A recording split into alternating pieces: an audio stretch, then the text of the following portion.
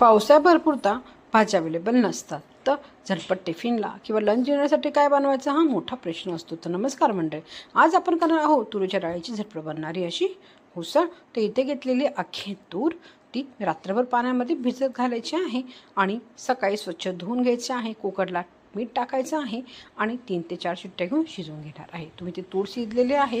आता इथे घेतलेलं आहे वाटण बनवण्यासाठी सुकं खोबरं, टोमॅटो, अद्रक, लसूण आणि खडा मसाला, बारीक चिरलेला कांदा. तर आता मी इथे टोमॅटो, सुकं खोबरं, खडा मसाला, अद्रक, लसूण मिक्सरला ग्राइंड करून घेणार आहे.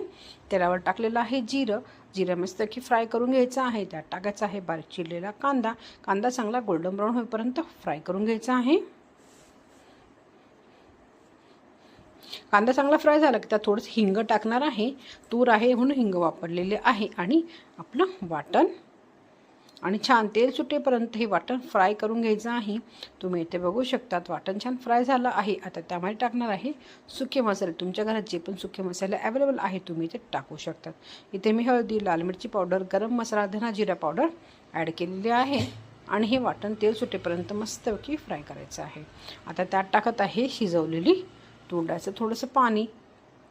बघू शकतात वाटण छान फ्राय झालं आहे. आता त्यात टाकणार आहे आपली अख्खी तूर, पाणी आणि इथे आपण आता हे शिजवून घेणार आहोत. उकळी आणून घ्यायची आहे आणि ऑलरेडी तूर शिजलेली आहे. फक्त 2 ते 3 मिनटं छान हे उकळीवर शिजवून घ्यायचं आहे.